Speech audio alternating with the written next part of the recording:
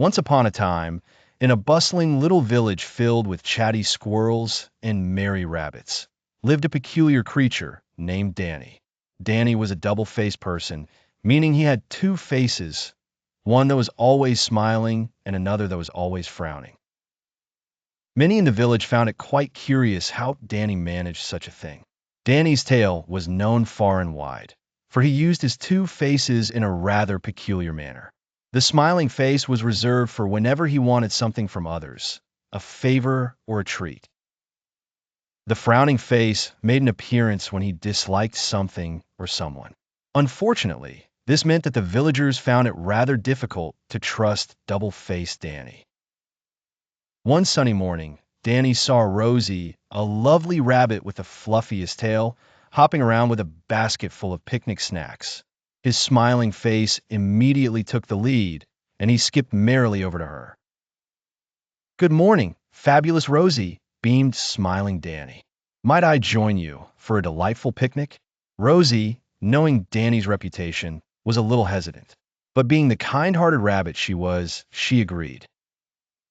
As they sat by the glittering brook under the shade of the grand old oak, Danny used his charming smile to chat away, eating more than his fair share of Rosie's delicious carrot sandwiches.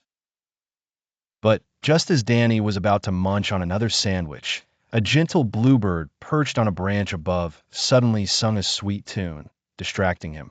In that moment of distraction, the frowning face crept forward unexpectedly. Rosie, catching sight of it, decided it was time for a little lesson.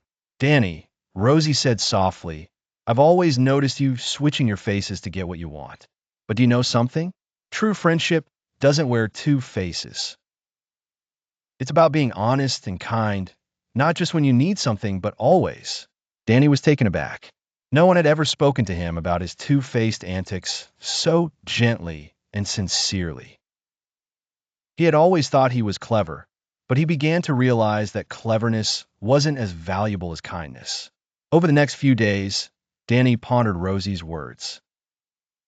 He practiced his smile, not just for when he wanted things, but for when he saw his friends, when he helped gather flowers for Daisy the deer, or delivered some nuts to Norbert the squirrel.